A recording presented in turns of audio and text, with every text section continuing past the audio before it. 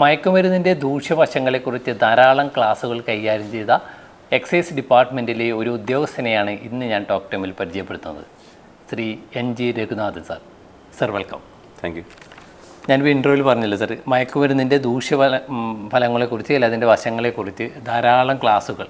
കാരണം നമ്മൾ ഈ ചർച്ച ചെയ്യുന്ന ഈ മൊമെൻറ്റിൽ പോലും മയക്കുമരുന്നിൻ്റെ ദൂഷ്യവശങ്ങൾ അത് അതായത് നമ്മുടെ സാമൂഹിക വ്യവസ്ഥയിൽ ഉണ്ടാക്കുന്ന ഭയാനകമായ ഇമ്പാക്റ്റ്, ഇതാണ് നമുക്ക് ഇപ്പോൾ അച്ചടി മാധ്യമങ്ങളിലൊക്കെ ഡെയിലി നമ്മൾ ചർച്ച ചെയ്യുന്നതും നമ്മൾ കാണുന്നതും ചർച്ചയ്ക്ക് വിധേയമാക്കുകയും ചെയ്യുന്നൊരു വിഷയമാണ്. സാർ, ഈ എക്സൈസ് ഡിപ്പാർട്ട്മെൻറ്റ് സർവീസ് കയറിയിട്ട് ഇപ്പോൾ എത്ര വർഷമായി? ഞാൻ 23 വർഷവും 4 മാസവും. എത്ര ക്ലാസ്സുകൾ കൈകാര്യം ചെയ്തിട്ടുണ്ട്? ഏതാണ്ട് 4000-ൻ്റെ അടുത്ത് എത്തിയിട്ടുണ്ട്. 4000 ക്ലാസ്. കാരണം ഞാൻ നേരത്തെ സൂചിപ്പിച്ചു, ഈ ഘട്ടത്തിൽ നമുക്ക് ഇതിൻ്റെ ക്ലാസ്സിൻ്റെ അല്ലെങ്കിൽ മയക്കുമരുന്നിൻ്റെ ഉപയോഗത്തിൻ്റെ ദൂഷ്യവശങ്ങൾ, അത് സോഷ്യൽ മീഡിയയിലുണ്ടാക്കുന്ന ഇമ്പാക്റ്റ് ഒക്കെ വളരെ പ്രാധാന്യത്തോടെ ചർച്ച ചെയ്യുന്നത്. സാർ, ഇനീഷ്യൽ സ്റ്റേജിൽ ക്ലാസ്സുകളൊക്കെ കൈകാര്യം ചെയ്യുമ്പോൾ അതിൻ്റെ സ്വീകാര്യത എങ്ങനെയായിരുന്നു? നല്ല സ്വീകാര്യമായിരുന്നു. കാരണം വെച്ചാൽ അന്ന് ഞാനൊരു 2006-2007 കാലഘട്ടം മുതലാണ് ഈ ക്ലാസ്സുകളുടെ മേഖലയിലേക്ക് കടന്നത്. 2001 സർവീസിൽ കയറിയത്. അപ്പോൾ സർവീസിൽ കയറി ഏതാണ്ട് ഒരു 4-5 വർഷത്തിന് ശേഷം ഇതിൻ്റെ സാധ്യതകൾ മനസ്സിലാക്കി ഞാൻ സമൂഹത്തിൽ പ്രവർത്തിക്കാൻ വേണ്ടി ആഗ്രഹിച്ചിറങ്ങിയതാണ്. പക്ഷെ അന്ന് ഇറങ്ങുമ്പോൾ പലതരത്തിലുള്ള വിമർശനങ്ങളും കുറ്റപ്പെടുത്തലുകളൊക്കെ ഉണ്ടായിരുന്നു. കാരണം അന്ന് മദ്യവും പുകയിലേക്കായിരുന്നു വിഷയം ഉണ്ടായിരുന്നത്. മദ്യത്തിൻ്റെ വലിയ ആസക്തി ഉണ്ടായിരുന്നു. കാരണം നമുക്കറിയാം, കുടുംബ സദസ്സുകളിൽ നമ്മുടെ ഈ വിവാഹം അല്ലെങ്കിൽ മറ്റ് കുടിക്കൂടൽ അല്ലെങ്കിൽ നമ്മളെ കുഞ്ഞുങ്ങൾ ഇച്ചാലിതകൾ ഉൾപ്പെടെയുള്ള ഒരുപാട് പരിപാടികൾക്ക് മലയാളികളുടെ ഒരു പ്രവണതയാണ്. എന്തിനെങ്കിലും, ഇത് മാത്രമല്ല ഒരുപാട് കാരണങ്ങൾ കണ്ടെത്തി ഇത് ഉപയോഗിക്കാനുള്ള ഒരു പ്രവണത നമ്മുടെ മലയാളികളുടെ ഇടയിൽ കൂടുതൽ. അത് ഞാൻ പലപ്പോഴും അന്നുകൊണ്ട് ഇന്നുമുണ്ട്. ഇന്ന് നമ്മളൊരു പ്രായ വിഭാഗം നോക്കിക്കഴിഞ്ഞാൽ ഇപ്പോൾ യങ്സ്റ്റേഴ്സ് ആയിട്ടുള്ള ആളുകൾ അല്ലെങ്കിൽ അഡോളസൻസ് പീരീഡിലുള്ള ആളുകളൊക്കെയാണ് ഈ മയക്കുമരുന്ന് മേഖലയിലേക്ക് പോയത്. മദ്യം കഴിക്കുന്ന ആളുകൾ അതേ നിലയിൽ മദ്യം തുടർന്നുകൊണ്ട് പോകുന്നുണ്ട്. ആരും ഈ മദ്യത്തിൻ്റെ വിഷയം സൂചിപ്പിച്ചുകൊണ്ട് എനിക്കൊരു പെട്ടെന്ന് ഓർമ്മ, നമ്മളൊക്കെ സാധാരണ നാട്ടിൻപുറങ്ങളിലൊക്കെ മദ്യപിച്ച ആളുകൾ അവർ മദ്യപിച്ചിട്ടുണ്ട് എന്ന് നമുക്ക് മനസ്സിലാക്കാൻ വളരെ കൊളോക്കിലായുള്ള ലാംഗ്വേജും റോഡ് സൈഡിൻ്റെ അപ്പുറത്ത് നിന്നുകൊണ്ട് ചീത്ത വിളിക്കുകയോ അങ്ങനെയൊക്കെ ആയിക്കഴിഞ്ഞാൽ നമുക്ക് സാധാരണ മനസ്സിലാവും ഇവർ മദ്യപിച്ചിട്ടുണ്ടെന്ന്. മയക്കുമരുന്നിൻ്റെ മയക്കുമരുന്ന് ഉപയോഗിച്ച് കഴിഞ്ഞാൽ ഇന്ന് നമുക്ക് മനസ്സിലാകുന്നത് എങ്ങനെയാണ്? ഞാൻ വീട്ടിൽ എൻ്റെ അച്ഛനും അമ്മയും സഹോദരന്മാരെല്ലാം കൊന്നിട്ടുണ്ട്, നേരെ പോലീസ് സ്റ്റേഷനിൽ പോയിട്ട് അവർ പറയുമായിരുന്നു. പിന്നീട് അവർ വൈദ്യപരിശോധനയ്ക്ക് വിധേയമാക്കുമ്പോൾ പറയുന്നതാണ് ഇവൻ ലഹരി ഉപയോഗിച്ചുകൊണ്ടാണ് ഈ കുറ്റകൃത്യം ചെയ്തത്. സാർ, അന്ന് കമ്പയർ ചെയ്താൽ നമ്മളൊരു കുറേ കാലഘട്ടം പിന്നോട്ട് പോയി കഴിഞ്ഞാൽ നമ്മൾക്കുണ്ടാകുന്ന ഈ കുറ്റകൃത്യങ്ങളിൽ പോലുള്ള അന്തരം പോലും നമ്മുടെ ഈ മയക്കുമരുന്നിൻ്റെ ഉപയോഗം കാരണമായിട്ടുണ്ട്. സാറിന് എങ്ങനെ നിരീക്ഷിക്കുന്നു ആ കാര്യത്തെ? അതെ, നേരത്തെ നമ്മൾ മദ്യത്തിൻ്റെ ഒരു വിഷയം എടുത്തു കഴിഞ്ഞാൽ മദ്യാസരായിട്ടുള്ള ആളുകൾ, കുട്ടികളാരും മദ്യാസക്തരല്ല. ഒരു പ്രായം ചെന്ന ആളുകൾ, അതൊരു കാലഘട്ടം പരിശോധിച്ച് കഴിഞ്ഞാൽ എൻ്റെയൊക്കെ കുട്ടിക്കാലത്ത് ഞാൻ കണ്ടത് ഒരുപാട് പ്രായമുള്ള ആളുകളാണ് മദ്യപിച്ചിരുന്നത്. അതിൽ തന്നെ ചാരായ ഷോപ്പൊക്കെ 96-ലാണ് അന്ന് ഓർമ്മയില്ല ചാരായം ചോദിച്ചത്. അതിനു മുമ്പൊക്കെയുള്ള ആ ഒരു ഘട്ടം എൻ്റെ സ്കൂൾ പീരീഡിലൊക്കെ ഞാൻ നോക്കുമ്പോൾ മദ്യശാലയിലേക്ക് എന്ന് പറഞ്ഞാൽ അങ്ങനെ കണ്ടമാനം ബാറുകളൊന്നുമില്ല. ഈ കാഞ്ഞങ്ങാടൊക്കെ ഒന്നോറ്റുണ്ട്, മനസ്സിലായില്ലേ? പക്ഷെ നാട്ടിൻ പുറത്ത് ഒരുപാട് പട്ടഷാപ്പുകളുണ്ട്. അപ്പം ഈ കുട്ടിക്കാലത്ത് ഞാനിങ്ങനെ അതിശയത്തോടെ വീക്ഷിച്ചെന്ന് ചില ആളുകൾ അത് ഈ പറഞ്ഞ പോലെ സമൂഹത്തിലെ വലിയ പ്രമാണികളൊന്നുമല്ല, സാധാരണ ആയിട്ടുള്ള ആളുകൾ പോലും ഈ ഷാപ്പിലേക്ക് പോകുന്ന തലയിൽ മുണ്ടിട്ടില്ല, പാത്തും പതുങ്ങിയ. അതാണ് അന്ന് ഇത് അപമാനമാണ് എന്നുള്ള ബോധ്യം ഉണ്ടായിരുന്നു.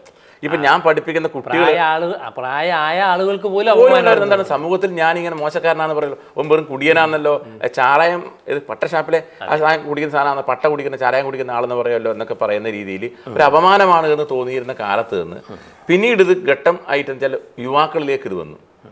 യുവാക്കളിലേക്ക് വന്നത് ഏറെ അപകടം ഉണ്ടാക്കി. യുവാക്കളിൽ നിന്നാണ് പിന്നെന്ത് ചെയ്തത്, കുറച്ചും കൂടി താഴോട്ട് വരാൻ വേണ്ടി തുടങ്ങിയത്. പക്ഷെ അത് അങ്ങനെ കണ്ടമാനം യുവാക്കൾ താഴോട്ട് വരാനുള്ള ഒരു സ്റ്റേജ് ഈ മദ്യാസക്തിയിൽ വന്നിട്ടില്ല. പക്ഷെ അതിന് പകരമായിട്ടാണ് നിങ്ങൾ ഈ പറഞ്ഞ മാരകമായ മയക്കുമരുന്നിൻ്റെ ഈ രാസലഹരിയുടെ ഒരു കടന്നുകയറ്റം ഉണ്ടായി. ഈ 2020 ശേഷമോ അല്ലെങ്കിൽ 2000 ഇങ്ങോട്ടോ ഒന്നും അല്ല ഈ മയക്കുമരുന്നുകൾ നമ്മുടെ ഈ കേരളത്തിലോ അല്ലെങ്കിൽ ഇന്ത്യയിലോ ലോകത്തൊന്നും ഉണ്ടായത്. ഇപ്പം നമ്മൾ ചർച്ച ചെയ്യപ്പെടുന്ന ഒരു വിഷയമുണ്ടല്ലോ, ഞാൻ അതിൻ്റെ പേരൊന്നും ഇവിടെ സൂചിപ്പിക്കുന്നില്ല. അതായത് ബിരുദാനന്തര ബിരുദത്തിൻ്റെ ഒക്കെ പേര് കൂട്ടി യോജിപ്പിച്ച പോലെയാണ് എൻ്റെ സാധനത്തിൻ്റെ പേരല്ല. അതിങ്ങനെ വെളുത്ത പൊടി അല്ലെങ്കിൽ ക്രിസ്റ്റൽ രൂപത്തിലുള്ള തരി, ഈ പഞ്ചസാരേൻ്റെയും കൽക്കണ്ടം പോലെയുള്ള സാധനമൊക്കെയാണ്. അതൊക്കെ ഞാൻ പറയുമ്പോൾ തന്നെ എന്താണെന്ന് മനസ്സിലായില്ല. പക്ഷേ ഞാനായിട്ട് ഇതിലൊരു പേര് പറയാൻ ആഗ്രഹിക്കുന്നില്ല. അത്തരം സാധനങ്ങളൊക്കെ ഇപ്പോൾ അടുത്ത കാലത്ത് ഇവിടെ വന്നതാണ് എന്നാണ് നമ്മുടെ സമൂഹം തെറ്റിദ്ധരിക്കുന്നത്. സംസാരിക്കുന്ന ആളുകൾ പോലും ഞാൻ ശ്രദ്ധിച്ചിട്ട് ഞാൻ ക്ലാസ് എടുക്കാനൊക്കെ പോകുമ്പോൾ പല വിശിഷ്ട വ്യക്തികളും പറഞ്ഞിട്ട് തന്നെ ഇതിങ്ങനെ ചിലപ്പോൾ തെറ്റിദ്ധാരണ ഉണ്ടാക്കുന്നുണ്ട്. അപ്പോൾ അതുകൊണ്ട് അങ്ങനെയുള്ള ആളുകൾ പോലും മനസ്സിലാക്കാൻ വേണ്ടി ഞാൻ പറയുന്നത് ഏതാണ്ട് ഒരു 100 വർഷങ്ങൾക്ക് കൃത്യമായി പറഞ്ഞാൽ 1912 ജർമ്മനിയിലെ ഒരു ആൻഡൻ കോളിഷ് എന്ന് പറയുന്ന ഒരു കെമിസ്റ്റ് ഒരാളാണ് ഇതിൻ്റെ എന്താ പറയുക ഈ കണ്ടന്റ് ഉണ്ടാക്കിയിരിക്കുന്നതും അതിനുശേഷം അത് അയാൾ ഇതിൻ്റെ എന്താ പറയുക പരീക്ഷാ നിരീക്ഷണങ്ങളൊക്കെ നടത്തി ഈ മെഡിസിനൽ പർപ്പസ് നമുക്കറിയാം ഇങ്ങനെയുള്ള സാധനങ്ങളൊക്കെ മെഡിസിനൽ പർപ്പസിന് വേണ്ടി ഉണ്ടാക്കിയിട്ടുള്ളതാണ്. മെഡിസിനൽ പർപ്പസിന് വേണ്ടി ഉണ്ടാക്കുന്ന സാധനം ഓക്കെ മെഡിസിൻ നമ്മുടെ ശരീരത്തിന് ഗുണകരമായ സാധനമാണ്, അതിൻ്റെ പ്രോസസ്സിങ്ങിൻ്റെ രീതി അങ്ങനെയായിരിക്കും. പക്ഷെ അതിൽ നിന്ന് തന്നെ വ്യത്യസ്തമായ രീതിയിൽ നമ്മൾ ലഹരിക്ക് വേണ്ടി ഉപയോഗിക്കുമ്പോഴാണ് അതിൻ്റെ പ്രോസസ്സിങ്ങിൻ്റെ രീതിയെല്ലാം മാറി. ഇപ്പം നമ്മുടെ നാട്ടിൽ കൊണ്ടുവരുന്ന ഈ സാധനം മെഡിസിൻ പർപ്പസിന് വേണ്ടി ഉപയോഗിക്കുന്ന സാധനമല്ല, അത് വെറും എന്താണ് ലഹരിക്ക് വേണ്ടി മാത്രം ഉപയോഗിക്കുന്നതാണ്. അതാണ് നമ്മുടെ ആളുകൾ തിരിച്ചറിയേണ്ടത്. ഇപ്പം മയക്കുമരുന്ന് പേര് മാറ്റണമെന്ന് പറഞ്ഞ ആളുകളുണ്ട്. ഞങ്ങൾ മനസ്സിലാക്കുന്ന നമ്മുടെ ഒരു പ്രധാനപ്പെട്ട ഒരു യോഗത്തിൽ ഒരു ജനപ്രതിനിധി പറയുന്നത് എന്താ വെച്ചാൽ രാഷ്ട്രീയ സമഗ്രതയുടെ വലിയ വിശിഷ്ട വ്യക്തിത്വമാണ്. അദ്ദേഹം പറയുന്നത് ഈ തലമുറക്ക് ഇതിനോട് ആസക്തിയും എന്താ പറയുക താല്പര്യം തോന്നാനുള്ള കാരണം തന്നെ പ്രധാനപ്പെട്ടത് ഈ മരുന്ന് എന്ന് പറയുന്നതുകൊണ്ടാണ്. അതുകൊണ്ട് നിങ്ങൾ എന്ത് ചെയ്യണം, ഈ മരുന്ന് മാറ്റണം. അപ്പം നമ്മളൊന്നുമല്ലല്ലോ മാറ്റേണ്ടത്, പക്ഷെ മരുന്ന് തന്നെയാണ്. അതുകൊണ്ടാണ് ഡ്രഗ് അബ്യൂസ് എന്ന് പറയുന്നത്. ഡ്രഗ് എന്തിനാണ്? ഇപ്പം നമുക്കറിയാം പല്ലുവേദന വന്നാൽ അല്ലെങ്കിൽ മറ്റെന്തെങ്കിലും വലിയ വേദന വന്നാൽ നമ്മളെ മരപ്പിച്ചിട്ട് അനസ്തേഷ്യ കൊടുത്തിട്ട് ഇപ്പോൾ സ്ത്രീകളുടെയൊക്കെ ഈ പിന്നെ സിസേറിയനൊക്കെ ചെയ്യുന്ന സമയത്ത് എന്താ ചെയ്യുക, വയറിങ്ങനെ കീറി മുറിക്കാൻ പറ്റും പച്ചയായിട്ട്? ഇല്ലല്ല, അനസ്തേഷ്യ. അപ്പോൾ എല്ലാ കാര്യത്തിനും നമുക്ക് ഈ അനസ്തേഷ്യ എന്ന് പറയുന്ന അതെന്ത് ഡ്രഗല്ലേ? എക്സൈസിൻ്റെ ലൈസൻസ് വേണമായിരിക്ക് അനസ്തേഷ്യ ഡോക്ടർമാർക്ക്. നമ്മുടെ കാഞ്ഞങ്ങാടോ കാസർഗോഡോ സംസ്ഥാനത്തോ നിങ്ങൾ ഏത് പ്രധാനപ്പെട്ട ഹോസ്പിറ്റലിൽ നോക്കിക്കഴിഞ്ഞാലും അവിടെ ND3 ലൈസൻസ് എക്സൈസിൻ്റെ ലൈസൻസിൻ്റെ ഇവിടെ അതൊന്നും നമ്മുടെ ആളുകൾക്കറിയില്ല. അപ്പോൾ ഇതൊക്കെ ആവശ്യമായ മനുഷ്യൻ്റെ രക്ഷയ്ക്ക് വേണ്ടി ഉപയോഗിക്കേണ്ട സാധനങ്ങളെ നമ്മൾ ദുരുപയോഗം ചെയ്യുന്നുണ്ട്. അതുകൊണ്ടാണ് ഡ്രഗ് അബ്യൂസ് എന്ന് പറയുന്നത്. ഓക്കെ സീതൻ, നമ്മളിപ്പം ഇതിൻ്റെ ഒരു ചാനൽ ഉണ്ടാവുമല്ലോ, ഈ അതായത് ഇപ്പം നമ്മൾ ക്യാമ്പസുകളിൽ പോലും ലഹരി ഉപയോഗം കൂടുന്നുണ്ട്, അല്ലെങ്കിൽ തുടങ്ങിയിട്ടുണ്ട്, അല്ലെങ്കിൽ കൂടുന്നുണ്ട് എന്നൊക്കെ റിപ്പോർട്ടുകളുണ്ട്. ഈ ചാനൽ എങ്ങനെയാണ് ഇത് സ്റ്റാർട്ട് ചെയ്യുന്നത്? അതാണ് പറയുന്നത്, ഈ സിനിമകൾക്ക് ഉണ്ടാകുന്ന സ്വാധീനം വളരെ വലുതാണ്. അല്ല, ഇൻഫ്ലുവൻസ് എന്നുള്ളത് ഒരു ഫാക്ടറാണ്. ഇൻഫ്ലുവൻസ് ഒരു ഫാക്ടറാണ്. പക്ഷേ ചാനൽ എന്ന് പറയുന്നത് ഏത് കലാലയത്തിലാണെങ്കിലും ഞാൻ എൻ്റെ നിരീക്ഷണത്തിൽ ഞാൻ മനസ്സിലാക്കിയിരിക്കുന്ന കോളേജ് ക്യാമ്പസ് ആണെങ്കിലും സ്കൂൾ കോമ്പൗണ്ടിനകത്താണെങ്കിലും കുട്ടികളിലേക്ക് സാധനം വരുന്നത് അവിടുന്ന് പാസ് ഔട്ട് ആയിട്ടോ, പിന്നെ എല്ലാം ഇപ്പോൾ പാസ് ഔട്ടാണല്ലോ, തോൽവി സ്കൂളിൽ പിന്നെ പാസ് ഔട്ട് തന്നെ പറയണം. ക്യാമ്പസിലാകുമ്പം അവിടുന്ന് പുറത്തു പോയവർ, കുട്ടികൾ പുറത്തു പോയവർ, പഠനശേഷം പുറത്തു പോയ സീനിയേഴ്സിൻ്റെ വലിയ സ്വാധീനമുണ്ട്. അത് പ്രത്യേകിച്ച് ഈ +2 കുട്ടികളിലൊക്കെ ഇത്രമാത്രം വരാനുള്ള കാരണം വെച്ചാൽ അവിടെ നിന്ന് 1, 2, 3, 4 വർഷം മുമ്പ് പഠിച്ചിറങ്ങിയ ആളുകൾ ഇവർ പഠിക്കുമ്പോൾ ജൂനിയേഴ്സായിട്ട് വളരെ താഴെയുള്ള ചില കുട്ടികളുമായിട്ട് നല്ല ബന്ധമുണ്ട്. അത് നമുക്കറിയാമല്ലോ, കുട്ടികളുമായിട്ട് ബന്ധമുണ്ട്. അപ്പോൾ അങ്ങനെയുള്ള കുട്ടികളുമായിട്ട് ബന്ധപ്പെട്ടിട്ടാണ് ഇവർ എല്ലാ പരിപാടികളും ഇതിൻ്റെ ചുറ്റുവട്ടം നടത്തുന്നത്. അല്ല, ഈ കുട്ടികൾ ഈ നെറ്റ്വർക്കിലേക്ക് കടന്നു വരാനുള്ളൊരു സാധ്യത എന്നത് അവരുടെ പോക്കറ്റ് മണി അല്ല അവരുടെ ഇൻകം ജനറേറ്റ് ചെയ്യുക എന്നാൽ ആ ഒരു സോഴ്സിലൂടെയാണോ, അതല്ല ഇത് ഉപയോഗിച്ചുകൊണ്ട് ഇവർ ഇതിൻ്റെ രുചി നുണഞ്ഞുകൊണ്ട് അല്ലെങ്കിൽ ഈ ലഹരി ഉപയോഗിച്ചുകൊണ്ട് ആ നെറ്റ്വർക്കിലേക്ക് മറ്റുള്ളവരെ കൂട്ടാൻ വേണ്ടി എങ്ങനെയായിരിക്കും ഈ കുട്ടികൾ ഇതിലേക്ക്? അത് ഈ ലഹരി വസ്തു ഏതാണ്, പുകയിലെയോ മദ്യമോ ഏതോ ആവട്ടെ, പിന്നെ ഡ്രഗ്സിലേക്ക് ഏത് ലഹരി പദാർത്ഥമാണെങ്കിലും നമുക്കറിയാം ഒരു തവണ ഉപയോഗിച്ചാൽ ഒരു റിപ്പീറ്റേഷൻ ടെൻഡൻസി ഉണ്ടാവും. ഓക്കെ, സാർ, ഞാൻ എൻ്റെ ഒരു ഡൗട്ട് അതല്ല, ഇപ്പോൾ ഇവരിപ്പോൾ ഈ പറയുന്നത് പോലെ ഉപയോഗിക്കുന്നവരത് റിപ്പീറ്റ് ചെയ്യാനുള്ള ടെൻഡൻസി കാണിക്കും. പക്ഷേ നമ്മൾ പലപ്പോഴും ഇത് വിൽപ്പനക്ക് എത്തുന്ന സമയത്ത് പോലും പിടിക്കപ്പെടുന്നുണ്ട്, അത് ക്യാമ്പസുകളിൽ നിന്നും വരുന്നുണ്ട്. അങ്ങനെയാണെങ്കിൽ അതൊരു ഇൻകം ജനറേറ്റ് ചെയ്യുന്ന എളുപ്പമാർഗം. അതെ, ഇപ്പം നമ്മൾ നോക്കൂ, നമ്മളിപ്പോൾ പല സിനിമകളിലും നമ്മുടെ നാട്ടിൽ നടപ്പാണെങ്കിൽ നമ്മൾ കാണുന്നത് എല്ലാ ആളുകൾക്കും ആഡംബര ജീവിതമാണ്. സിംപ്ലിസിറ്റി എന്ന് പറയുന്നത് നമുക്ക് എന്താ പറയുക വളരെ വിരളമായി കാണുന്ന ഒരു കാര്യമാണ്, വാസ്തവമാണെന്നത് സിംപ്ലിസിറ്റി എന്ന് പറയുന്ന സാധനം. ഈവൻ സിനിമ ഏറ്റവും പ്രധാനപ്പെട്ട ഘടകമാണ്, മാധ്യമമാണ്. ഈ സിനിമയുടെ ഇത് പറഞ്ഞ് നമ്മൾ ഈ പറഞ്ഞ ഒന്നിൽ മാത്രമല്ല പല കാര്യങ്ങളിലും സിനിമയുടെ ഈ കോപ്പിങ് നടക്കുന്നുണ്ട്. മനസ്സിലായി, നമ്മുടെ ഒരു സിനിമ ഇറങ്ങി നമ്മുടെ ഈ പെരിയയിൽ ഒരു സിനിമയുടെ സ്വാധീനമാണ് നമ്മളെ ചുമര് തുറന്നിട്ട് എടുത്തെന്ന് പറഞ്ഞില്ലേ, ബാങ്ക് കവർച്ച നടത്തിയത്. അതുപോലെ തന്നെ നമ്മൾ ഈ നോട്ട് നിരോധനം പറയുന്നില്ലേ, തമിഴിലൊരു സിനിമയെ പറ്റി നോട്ട് നിരോധനമായിട്ട് ബന്ധപ്പെട്ട് കാലങ്ങൾക്ക് മുമ്പേ സഞ്ചരിച്ചു എന്ന് പറഞ്ഞ പോലെയാണ് ഈ സിനിമകൾ ഉണ്ടാക്കുന്ന സ്വാധീനം വളരെ വലുതാണ്. സിനിമയുടെ അതായത് ഏത് കാലഘട്ടത്തിൽ എടുത്താലും നമുക്ക് സിനിമയിൽ ആൽക്കഹോളിൻ്റെ ഉപയോഗമൊക്കെ കാണുന്നില്ലേ. പക്ഷെ പഴയകാല സിനിമകൾ ഇപ്പോൾ അടൂർ ബാസിൻ്റെയോ അല്ലെങ്കിൽ പഴയ കാലത്തിലെ സിനിമകൾ നോക്കിക്കഴിഞ്ഞാൽ നിങ്ങൾ ആകെ കാണുന്നത് കുറച്ച് കള്ള് കുടിച്ചിട്ട് എന്തെങ്കിലും തരത്തിൽ തലയിൽ കെട്ടും കെട്ടിയിട്ട് ഇങ്ങനെ ആടിപ്പാട് നടക്കുന്ന എന്താ പറയുക ഈ പിന്നെ അമ്പിളിമാവൻ്റെ താഴെ അല്ലേ അങ്ങനെ എന്തെങ്കിലും പാട്ടും പാടി നടക്കുന്നതല്ലാണ്ട് ഇത്ര ക്രൂരമായ എനിക്കൊരു വിയോജിപ്പുള്ള കാരണം വെച്ചാൽ ഇപ്പോൾ നമുക്കറിയാം അമ്മേൻ്റെ ജിമിക്കി കമ്മൽ അപ്പം കട്ടുകൊണ്ട് പോയിട്ട് അപ്പൻ്റെ ബ്രാൻഡ് കുപ്പി അമ്മ കുടിച്ചു എന്ന് പറയുന്നത് എത്ര ഒരു അരാജകത്വവും ചർച്ച ചെയ്തൊരു നിങ്ങൾ ആലോചിച്ച് ഒരാൾ അങ്ങനെ സന്ദേശം സമൂഹത്തിന് കൊടുക്കാൻ വേണ്ടി പാടുണ്ടോ? അതായത് നമുക്ക് സിനിമയുടെ കഥാതന്ത്വം എടുക്കുകയാണെങ്കിൽ അതിൻ്റെ ഡയറക്ഷനിലേക്ക് പോവുകയാണെങ്കിൽ ഇപ്പോൾ പഴയ കാലഘട്ടത്തെ സിനിമ ഇപ്പോഴും അതിൻ്റെ സ്റ്റണ്ട് സീൻ പോലും കാലാന്തരമായിട്ട് മാറിയിട്ടുണ്ട്. തീർച്ചയായിട്ടും. അപ്പോൾ ആ രീതിയിൽ അവർ ആൽക്കഹോളിൻ്റെ ഉപയോഗം നമ്മളത് ന്യായീകരിച്ച് സംസാരിക്കുന്നതല്ല, തീർച്ചയായിട്ടും അതിന് ആനുപാതികമായിട്ടുണ്ടായ മാറ്റങ്ങളായിരിക്കും ആ സിനിമയിൽ വരുന്നത്. അല്ല, സിനിമകളിൽ എന്ന് പറഞ്ഞാൽ നോക്കൂ, നമ്മൾ പഴയകാല സിനിമകളിൽ ചിലപ്പോൾ തെറ്റായ സന്ദേശങ്ങളില്ല എന്ന് നമുക്ക് പറയാൻ പറ്റും. ഇപ്പോൾ എനിക്ക് തോന്നുന്നത് മഞ്ഞിൽ വിരിഞ്ഞ പൂക്കൾ സിനിമയിലെ മറ്റാണ് ശങ്കറും, നിങ്ങൾക്ക് ഓർമ്മയില്ല, മോഹൻലാലും അല്ലേ? മോഹൻലാലാണ് വില്ലൻ. മോഹൻലാൽ തുടക്കം തന്നെ അവിടെയാണ്.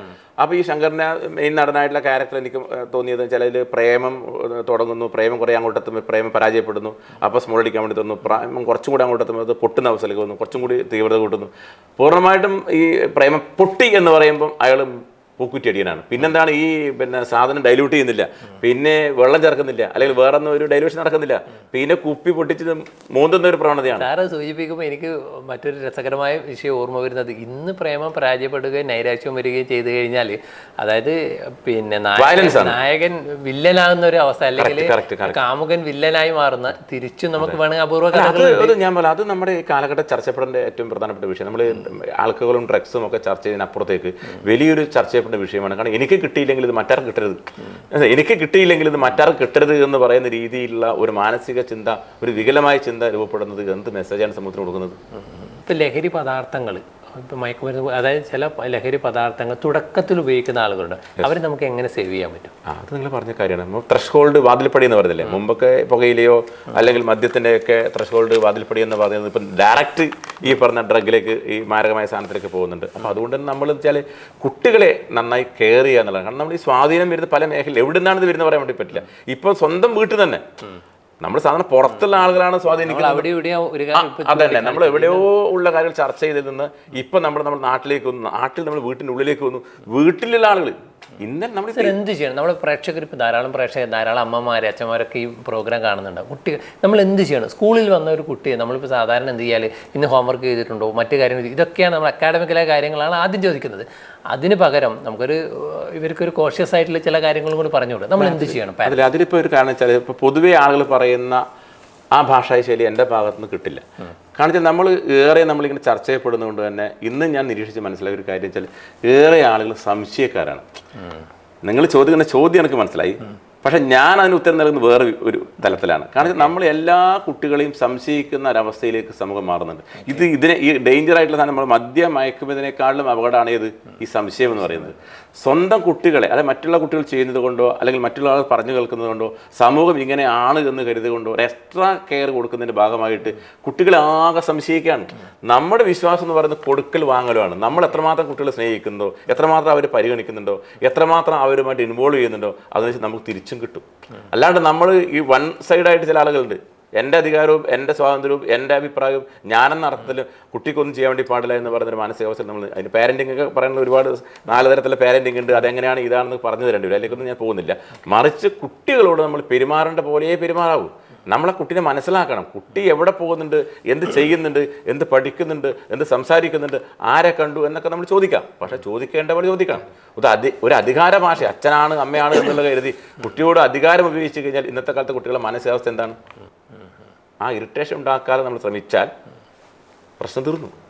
ഇപ്പം നമ്മൾ ഇതിൻ്റെ പ്രാരംഭഘട്ടത്തിൽ ലഹരിയുടെ ഉപയോഗത്തിന് അടിമപ്പെടുന്ന, അല്ലെങ്കിൽ ഇതിന് പൂർണ്ണമായിട്ട് അടിമപ്പെട്ട ആളുകൾക്ക് എങ്ങനെയാണ് അതിനെ പിന്നെ അവരെ പിന്നീട് എങ്ങനെയാണ് നമ്മൾ, കുട്ടികളാണോ മുതിർന്നവരാണ്? നമ്മളിപ്പോൾ ഒരു ലഹരിക്ക്, അതിപ്പോൾ ഒരു കുട്ടിയായാലും ശരി മുതിർന്നവരായാലും ശരി, ഇതിന് പൂർണ്ണമായിട്ട് അടിമപ്പെട്ട കേസസ് ഉണ്ടാവുമല്ലോ. അത് നിങ്ങൾ പറഞ്ഞപ്പോൾ ഒരു കാര്യം സൂചിപ്പിക്കാന്ന് വെച്ചാൽ, നമ്മുടെ പൊതുസമൂഹം ആകെ പറയുന്നത് വെച്ചാൽ കുട്ടികളാകെ ലഹരിക്ക് അടിമപ്പെട്ടു. ആ വാക്കൊക്കെ പ്രയോഗമൊക്കെ മാറ്റണം നമ്മൾ. കുട്ടികളാകെ ലഹരിക്ക് അടിമപ്പെട്ടു, അല്ലെങ്കിൽ സ്കൂളിലോ കോളേജിലോ കുട്ടികളൊക്കെ ലഹരിക്ക് അടിമപ്പെട്ടു. ഈ ലഹരിക്ക് അടിമപ്പെടുക എന്ന് പറഞ്ഞാൽ എന്താണ്? നമ്മൾ ഉപയോഗിക്കേണ്ട വാക്കെന്താണ്? ഉപയോഗിക്കുന്നവരെന്നാണ്. നമ്മൾ ഇനീഷ്യൽ സ്റ്റേജിൽ 1-2 പ്രാവശ്യം ഉപയോഗിക്കുന്നവരെ എന്താ പറയുക? നമ്മൾ സാധാരണ ഇത് ഉപയോഗിക്കുന്ന ആളുകളെന്നല്ല പറയുക. അഡിക്ഷൻ എന്ന് പറഞ്ഞാൽ എന്താ? അടിമപ്പെട്ടു എന്ന് പറഞ്ഞാൽ എന്താ? ഈ സാധനം ഉപയോഗിച്ച പുകയിലയോ മദ്യമോ മയക്കുമരുന്ന് ഏത് ലഹരി വസ്തു ആവട്ടെ, അത് കിട്ടാതെ അയാൾക്ക് ഗത്യന്തരമില്ലാണ്ട് അയാൾ അത് തേടിപ്പോകുന്ന ഒരു പ്രത്യേക മാനസികാവസ്ഥ. അതിനെക്കുറിച്ച് മാത്രം ചിന്തിക്കുക, അത് തേടിപ്പോകുക, അതിനു വേണ്ടി മാത്രം ജീവിക്കുക, മറ്റൊന്നും ചിന്തയില്ലാതെ അതിൻ്റെ പുറകെ പരക്കം പായുന്ന ആളുകളെയാണ് നമ്മൾ അടിമപ്പെട്ടവരെന്ന് പറഞ്ഞാൽ. സ്കൂളിലും കോളേജിലൊക്കെ എല്ലാവരും അടിമപ്പെട്ടവരാ. 2000 കുട്ടികൾ പഠിക്കുന്ന 3000 കുട്ടികൾ പഠിക്കുന്ന സ്കൂളും കോളേജും ഉണ്ടെങ്കിൽ അവിടെ നിങ്ങൾ ശതമാനം എടുത്ത് നോക്കൂ. എത്ര ശതമാനം? 1% കുട്ടികളെ നിങ്ങൾക്ക് പക്ഷേ 1% കുട്ടികളെ നിങ്ങൾക്ക് കാണാൻ വേണ്ടി കഴിയും. എന്നിട്ട് പർവ്വതീകരിച്ചുകൊണ്ട് നമ്മൾ സാമൂഹിക രാഷ്ട്രീയ രംഗത്തുള്ള ആളുകൾ ഇങ്ങനെ പറയുന്നത് കൊണ്ടാണ് അങ്ങനെ സൃഷ്ടിക്കുന്നത്. ഒരിക്കലും നമ്മൾ ആശങ്കയുണ്ടാവണം. പക്ഷെ നമുക്ക് ഭീകരമായ അവസ്ഥയാണെന്ന് പറഞ്ഞുകൊണ്ട് നമ്മൾ നേരത്തെ ഞാൻ പറഞ്ഞത് സംശയത്തോടു കൂടി നമ്മൾ എല്ലാം അനങ്ങിയ കുഴപ്പം എല്ലാ നീക്കങ്ങളെയും നിരീക്ഷിക്കുകയാണ്. ഇപ്പോൾ സാധാരണ കൂടുതൽ കേസുകൾ കണ്ടെത്തുന്നത് നമുക്ക് സാധാരണ മാധ്യമങ്ങൾ കാണുന്നില്ല. ഇത് കൂടുതൽ ജാഗരൂകരായതുകൊണ്ട് ഡിപ്പാർട്ട്മെന്റ് ജാഗരൂകരായതുകൊണ്ടായിരിക്കില്ലേ? കാരണം കേസ് കൂടിയെന്ന് ബഹുമാനപ്പെട്ട വകുപ്പ് മന്ത്രി എക്സൈസ് സന്ദേശ സേവന വകുപ്പ് മന്ത്രി ബഹുമാനപ്പെട്ട MP രാജേഷ് സാർ കഴിഞ്ഞ ദിവസം പറഞ്ഞൊരു പ്രസ്താവന നിയമസഭയിൽ 24,000 അധികം കേസുകളിലൂടെ കണ്ടെടുക്കുമ്പോൾ അതിൽ പകുതി പോലും പഞ്ചാബ് പോലുള്ള സ്റ്റേറ്റുകൾ കണ്ടെത്തുന്നില്ല. പക്ഷെ അതുകൊണ്ട് ഇവിടെ കൂടുതൽ എന്നുള്ള അർത്ഥം ഇവിടുത്തെ എക്സൈസും പോലീസും ഒക്കെ വളരെ വിജിലൻ്റ് ആണ്. പിന്നെ അത് മാത്രമല്ല ഇവിടെ ജനകീയ അടിത്തറയുണ്ട്, ജനങ്ങൾ വളരെ ബോധേഡാണ്. ഇതാ ഇന്നലത്തെ നിങ്ങൾ നോക്കൂ, പോലീസിൻ്റെ ഒരു നന്ദി എന്നുള്ള ഒരു സാധനങ്ങൾ കണ്ടിരുന്നു വാട്സപ്പിൽ. കേരള പോലീസിന് നന്ദി എന്ന് പറയുന്ന ടൈറ്റിൽ ഒരു സാധനം വന്നിട്ടുണ്ട്. എന്താണ്? ഈ അടുത്ത ആഴ്ചയിൽ ഈ റീസെൻ്റ് ആയിട്ടുള്ള കുറച്ച് ഡേയ്സിൽ ഏറ്റവും കൂടുതൽ ഇൻഫോർമേഷൻ പാസ് ചെയ്തിരിക്കുന്ന ജനങ്ങളെ അഭിനന്ദിക്കുകയാണ്. മനസ്സിലായി? ഈ ഒരു അസന്നിധ ഘട്ടത്തിൽ പോലീസിന്റെയും എക്സൈസിനും കൂടി ജനങ്ങൾ ആകെ നിൽക്കുകയാണ്. പ്രത്യേകിച്ച് യുവജന പ്രസ്ഥാനങ്ങളൊക്കെ വളരെ വിജിലൻ്റ് ആണ്. അത് വലിയ മാറ്റമാണ്. ധാരാളം ലഹരി വിരുദ്ധ ക്ലാസ്സുകൾ അല്ലെങ്കിൽ ഇതുപോലെയുള്ള ബോധവൽക്കരണ ക്ലാസ്സുകളൊക്കെ എടുത്തിട്ടുണ്ടാവും. വളരെ റെയർ ആയിട്ടുള്ള ചില എക്സ്പീരിയൻസ് ഉണ്ടാവുമല്ലോ. ലഹരി വിരുദ്ധ നിങ്ങൾ തന്നെ പറയുമ്പോൾ ലഹരി വിരുദ്ധ എന്ന് പറയുമ്പോൾ ഒരു പ്രശ്നം അറിയാം. ഞാനെപ്പോഴും എൻ്റെ ക്ലാസ്സുകൾ ഞാൻ ഈ സ്കൂളുകളിലും കോളേജിലും പൊതുവിടങ്ങളിൽ പോകുമ്പോൾ ഞാൻ ഈ ലഹരി വേണമെന്ന് ചോദിക്കും. അപ്പോൾ എല്ലാവരും പറയും ലഹരി വേണ്ടെന്ന് പറയും. ഞാനൊരു 1.5 മണിക്കൂർ 2 മണിക്കൂർ ക്ലാസ്സിന് ശേഷം കുട്ടികളോടോ അല്ലെങ്കിൽ ആളോട് ചോദിക്കും ലഹരി വേണമെന്ന് ചോദിക്കും. അപ്പോൾ അവർ ലഹരി വേണമെന്ന് പറയും. എന്തുകൊണ്ടാണ്? ഈ ലഹരി വിരുദ്ധത ഈ ചില സ്കൂളുകളിൽ തന്നെ ടീച്ചേഴ്സ് ഉൾപ്പെടെ അങ്ങനെ പറയുന്നത് ശരിയാണെന്ന് അറിയില്ല. എന്നിരുന്നാലും ചില ആളുകളൊക്കെ അത് കോമൺ ആയിട്ട് ഉപയോഗിച്ചത് കൊണ്ടുകൂടി സംഭവിക്കുന്നതാണ്. എവിടെയാണുള്ളത് ഞാൻ കേട്ടില്ല, എവിടെയാണ് ഫോൺ വിളിച്ചാൽ ഞാനൊരു ലഹരി വിരുദ്ധ ക്ലാസ്സിലല്ലേ, ഞാനൊരു ലഹരി വിരുദ്ധത്തിലുള്ളത്. അപ്പം ലഹരി എന്ന് പറയുന്നത് മദ്യവും മയക്കുമരുന്നും മാത്രമാണ് എന്ന് നമ്മൾ പറയാതെ പറയുകയാണ് ഈ സമൂഹത്തോട്. അപ്പം സാക്ഷര കേരളത്തോട്, മലയാളികളോട്, മലയാളം നന്നായി ഭാഷ ഉച്ചരിക്കുന്നതോട് എനിക്ക് പറയാനുള്ളത് നമ്മൾ ലഹരി പദാർത്ഥം അല്ലെങ്കിൽ ലഹരി വസ്തുക്കൾ എന്ന് തന്നെ പറയേണ്ടിയിരിക്കുന്നു. അല്ലെങ്കിൽ മദ്യമയക്കുമരുന്ന് വിരുദ്ധം അല്ലെങ്കിൽ മാരകമായ ലഹരി വസ്തുക്കൾ എന്നൊക്കെ പറഞ്ഞാലും ലഹരി എന്ന് പറഞ്ഞാൽ മുന്നോടിയായിട്ട് സ്പെസിഫൈ ആണ്. അതായത് ലഹരി എന്ന് പറയുന്നത് മദ്യവും മയക്കുമരുന്നാണ് എന്ന് നമ്മൾ എന്തിനാ ഇങ്ങനെ പറയുന്നത്? ലഹരി എന്ന് പറയുന്നത് സ്നേഹം ലഹരിയല്ലേ, സൗഹൃദം ലഹരിയല്ലേ, ബന്ധങ്ങൾ ലഹരിയല്ലേ, സാമൂഹിക ബോധം ലഹരിയല്ലേ, രാജ്യസ്നേഹം ലഹരിയല്ലേ, കുടുംബജീവനം തന്നെ ലഹരി എന്നല്ലേ പറയുന്നത്. അപ്പോൾ ഈ ലഹരി വേണ്ടാന്നും പറയും, ലഹരി വേണമെന്നും പറയും. ഇപ്പോൾ എന്താ സ്ഥിതി? ആകെ കൺഫ്യൂഷൻ ആയിട്ടുള്ളത്. ആ കൺഫ്യൂഷൻ ആദ്യം മാറ്റണം. നമുക്ക് ലഹരി വേണം എന്നാണ് എൻ്റെ അഭിപ്രായം. ലഹരി വേണം. എന്ത് ലഹരി?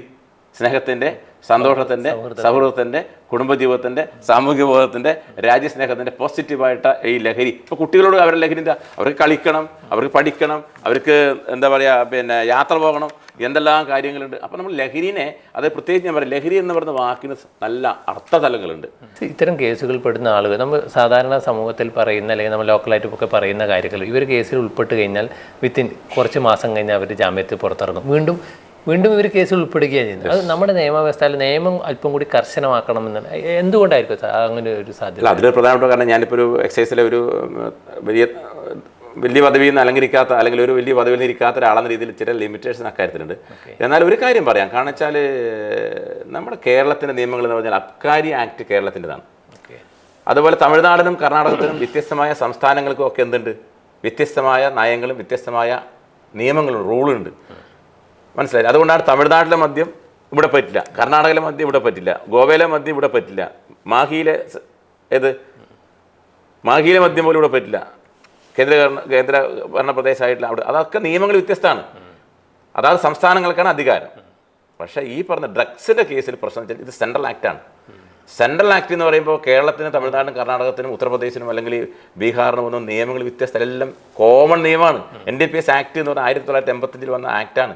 ആ ആക്ടിനെ ബേസ് ചെയ്തിട്ടാണ് എല്ലാ സംസ്ഥാനത്തും ഉണ്ടാവുന്നത്. അപ്പോൾ ഇവിടെ നമുക്ക് ഞാൻ അതിൻ്റെ ക്വാണ്ടിറ്റി ഒരിക്കലും ഇതിൽ പറയില്ല, പബ്ലിക്കിനോട് പറയില്ല.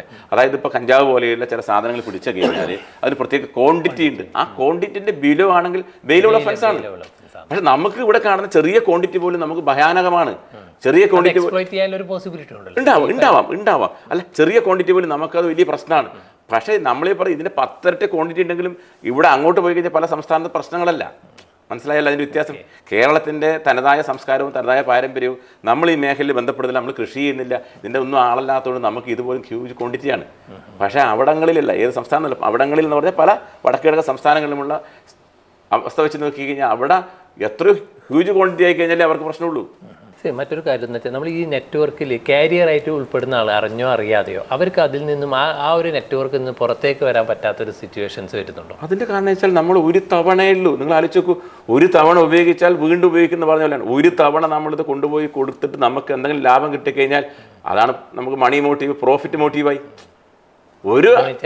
അതാണ് നമ്മൾ ഒരു എന്താ പറയുക ആയാസമില്ലാണ്ട്, ഒരു കഷ്ടപ്പാടുമില്ലാണ്ട്, ഒരു വിയർപ്പ് ഒഴുക്കാതെയുള്ള നമുക്ക് ധനം വരുന്ന സമയത്ത് ഏതൊരാൾ ഇപ്പോൾ കൈക്കൂലി തന്നെ, ഞാൻ 1-2 തവണ കൈക്കൂലി വാങ്ങിക്കഴിഞ്ഞാൽ എനിക്ക് 3-ാമതും 4-ാമതും വാങ്ങാനുള്ള പ്രവണത ഉണ്ടാവും.